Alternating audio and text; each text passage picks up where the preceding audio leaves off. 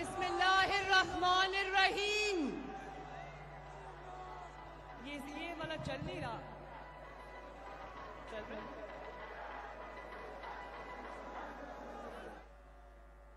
बिस्मिल्लाहिर्रहमानिर्रहीम। जनाब अमीर मकाम साहब, मुर्तजा जावेद अब्बासी साहब, शाहिद खाकान अब्बासी साहब, एहसन इकबाल साहब, जमादा सवात पुख्तुनो, रोरियानो, खोरियानो, औ मशरानो, अस्सलाम अलैकुम। रागे रागे रागे रागे राले राले तासु सिंगाए खैर नवाज शरीफ मोया देगी।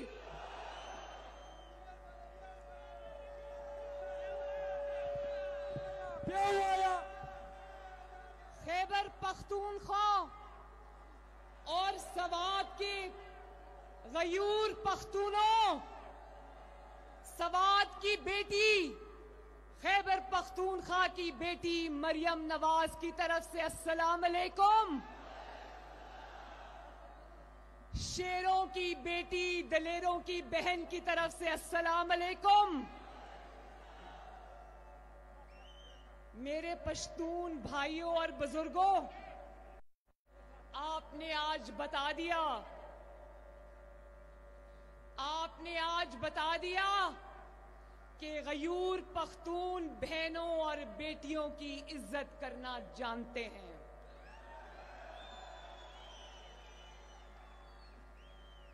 बहनों और बेटियों के सर पर इज्जत की चादर रखना जानते हैं।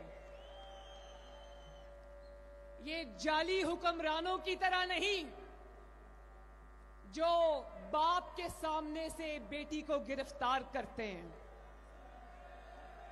आपकी बेटी को गिरफ्तार करते हैं और फिर झूठ बोलते हैं कि हम खातून का एहतराम करते हैं।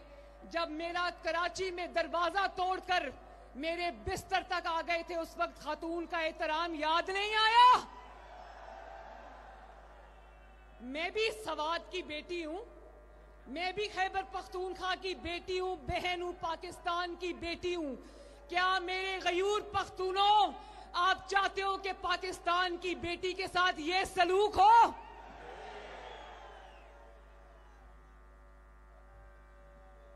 और गाली नहीं, गाली नहीं।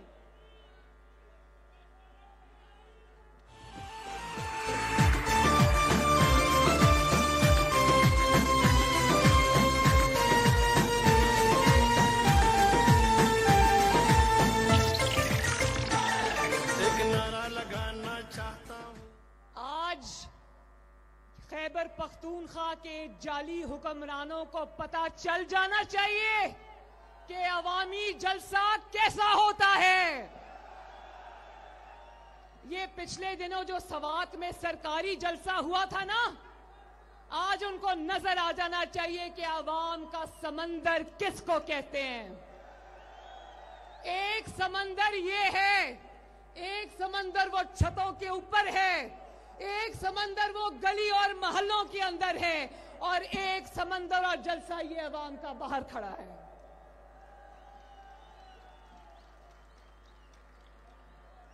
मेरे सवात के भाइयों बहनों, गयूर पख्तूनों, मुझे ये बताओ कि माओ बहनों बेटियों के कमरों के दरवाजे तोड़ने वालों के बारे में आप क्या कहते हो? क्या ऐसी कमजर्फ हरकत करने वाला पख्तून हो सकता है?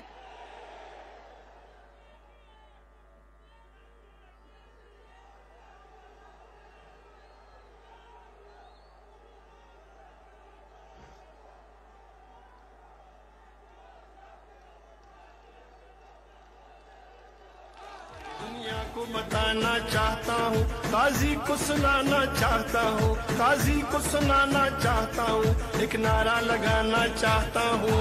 वोट को इज्जत दो, वोट को इज्जत दो, वोट को इज्जत दो, वोट को इज्जत दो, वोट को इज्जत दो। मालाकंड डिवीजन के मेरे गयूर भाइयों बुजुर्गों, मुझे ये बताओ, क्या इस किस्म के घटिया जबान बोलने वाले लोग आपकी नुमाइंदगी के अहल हैं?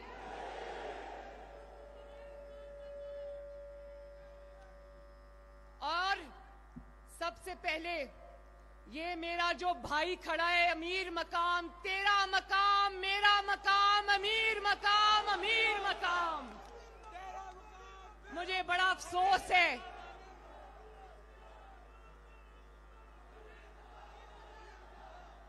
खैबर पख्तूनख्वा का अब एक ही मकाम है, उसका नाम है अमीर मकाम। इन्होंने आज से 4-5 साल पहले जब मुझसे पहली मुलाकात की वजीर आजम हाउस में, जब मियां साहब प्राइम मिनिस्टर थे, तो इन्होंने कहा कि मुस्लिम लीग नून अब मेरी जमात है, मैं घर बैठ जाऊंगा ये, लेकिन नवाज शरीफ को नहीं छोड़ूंगा। और उसी की सजा उनको मिली।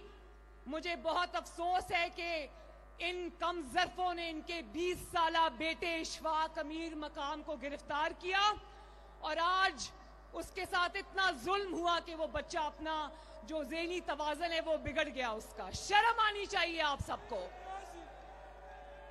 जो इतना कम ज़र्फ है कि सियासत की लड़ाइयां घरों, बेटियों और बच्चों तक ले जाए, उसको उठा के खैबर पख्तूनख्वा से बाहर फेंक दो। और फिर हम आज दिली ताज़ियत करते हैं पेशावर हाई कोर्ट के जो कानून और आइन से मोहब्बत करने वाले, एक तारीख रकम करने वाले चीफ जस्टिस वकार अहमद सेठ की वफात पर। तो मैं खैबर पख्तूनख्वा की गयूर अवाम से ये कहना चाहती हूं कि उस बहादुर जज ने जिस तरह मुशर्रफ जैसे जमहूरियत पे शब खून मारने वाले को उसके घर तक पहुंचाया, उसके अंजाम तक पहुंचाया, तो वकार अहमद सेठ जैसे जज हमेशा तारीख में जिंदा रहेंगे। अल्लाह ताला उनके दर्जात बुलंद करे, अल्लाह ताला उनको जन्नतुल फिरदौस अता फरमाए, और हम सब उनके घर वालों से, उनके पसमानदगान से ताज़ियत करते हैं। आज हम उन खानदानों से भी ताज़ियत करते हैं जिनके प्यारे दहशतगर्दी में शहीद हो गए। पेशावर में जो अभी ये कुछ दिन पहले होने वाला मदरसे के ऊपर जो खुदकुश हमला था, या जो दहशतगर्दी का हमला हुआ, उसमें जितने बेगुनाह शहीद हो गए, हम उन सब के दर्जात की बुलंदी के लिए भी दुआ करते हैं। और मैं खुद एक माँ हूं, मुझे अंदाजा है कि शहीदों की माओं के ऊपर क्या गुजरती होगी, शहीदों के घर वालों के ऊपर क्या क़यामत टूटी होगी। और याद है ना, आज से सिर्फ चंद साल पहले जब APS पे हमला हुआ था, किस तरह पाकिस्तान के गली गली में हर रोज धमाके हुआ करते थे, किस तरह दहशतगर्दों ने मस्जिद, मदरसा और कोई भी इबादतगाह, कोई भी बाजार, कोई भी मोहल्ला नहीं छोड़ा था। ना बाजार महफूज थे, ना थाने कचहरियां महफूज थीं।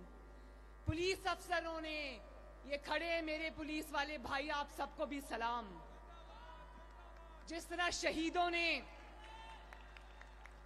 कुर्बानियां देकर पाकिस्तान और खैबर पख्तूनख्वा का अमन बहाल किया था, मुझे अफसोस है कि इस नालायक और सिलेक्टेड ने आज उस अमन को भी दांव पे लगा दिया। जिस दहशतगर्दी से खैबर पख्तूनख्वा बहुत कुर्बानियां देने के बाद निकला था, दहशतगर्दी भी पाकिस्तान तकसीम था। आपके लीडर मोहम्मद नवाज शरीफ ने अपनी सियासी इख्तलाफात और दुश्मनियां भुलाकर उन्होंने मुल्क की खातिर दहशतगर्दी की जंग में कौम को यकजा किया, और दहशतगर्दी की लानत से अल्लाह ताला के फजलो करम से कौम को निजात दिलाई। और आज हमारे सर पे एक ऐसा नालायक, ऐसा नाअहल सिलेक्टेड हमारे सरों पर मुसल्लत है, जो कि हसद और इंतकाम का मारा हुआ शख्स है। उसको एहसास नहीं कि 22 करोड़ अवाम की जिम्मेदारी सिलेक्टेड ही सही उसके कंधों पर है। देखो, आज जब पाकिस्तान के अंदर दहशतगर्दी दोबारा सर उठा रही है, तो इसका वजीर दाखिला धमकियां देता है, कहता है देखो हमारी जमात से उनका ताल्लुक नहीं है, लेकिन जिन खानदानों ने, खैबर पख्तूनख्वा के खानदानों ने दलेरी से दहशतगर्दी का मुकाबला किया, उसमें बिलोर खानदान भी शामिल है। उसके अंदर जो आज वजीर आला धमकियां देता है कि तुम्हारा भी वो हाल करूंगा जो ANP वालों का हुआ है। मियां इफ्तिखार साहब ने भी अपना इकलौता बेटा खोया है दहशतगर्दी के अंदर। सोचो जरा, वजीर दाखिला के इस बयान से उन शहीदों के घर वालों पर क्या गुजरी होगी। क्या तुम सियासी इंतकाम में इतने अंधे हो गए हो कि तुम्हें इंसानियत भी भूल गई है? शर्म आनी चाहिए तुम्हें। बशीर बलोर साहब को 22 दिसंबर को शहीद किया गया, उनके अहले खाना पर क्या गुजरी हो गई। बैरिस्टर हारून बलोर को शहीद किया गया, सोचो उनके बच्चों पर, उनके खानदान पर क्या गुजरी होगी। और अल्फाज से दहशतगर्दी करने वाला वजीर दाखिला, शर्म आनी चाहिए। दुनिया को क्या पैगाम दे रहे हो? क्या खैबर पख्तूनख्वा और पाकिस्तान की कुर्बानियों का ये सिला दे रहे हो आवाम को? शर्म आनी चाहिए। तो मेरे भाइयों, मालाकंड डिवीजन और सवात के मेरे भाइयों, बुजुर्गों, ये जरा बताओ मुझे, 7 साल से आपको के ऊपर एक नाअहल हुकूमत मुसल्लत है। बताओ, क्या खैबर पख्तूनख्वा में कोई तब्दीली आई है? वो पिछले लोग भी बताएं कि खैबर पख्तूनख्वा में कोई तब्दीली आई है? क्या यहां एक भी नया अस्पताल बना है? यहां के लोग जब बीमार हो जाते हैं, एक फनकार थे बेचारे, वो यहां बीमार हो गए, उन्होंने मुझसे राब्ता किया कि बीबी या मुझे पंजाब बुलाओ या इस्लामाबाद में बुला के मेरा इलाज कराओ, और मैंने कराया अल्हम्दुलिल्लाह उनका इलाज। मुझे पता है कि आपको किस किस्म के हालात का सामना है। यहां ऑपरेशन थिएटर्स की छतें टपकती हैं, मुझे अंदाजा है आपकी तकालीफ का। और यहां जब डॉक्टर्स एहतजाज करते हैं तो उनके सर फाड़े जाते हैं। जब यहां पर कोई खुदा न खास्ता हादसा होता है तो यहां पर एक लेबोरेटरी भी नहीं बना सके, पंजाब की फोरेंसिक लैब में टेस्ट के लिए भेजते हैं। क्या यहां निजाम में, तालीम में तब्दीली आई? कोई एक नया स्कूल बना, कॉलेज बना, यूनिवर्सिटी बनी, आपको फ्री लैपटॉप्स मिले, आपको तालीमी वज़ाइफ मिले, आपको नौकरियां मिली? नहीं मिली ना। और कहता था कि एहतसाब मुझसे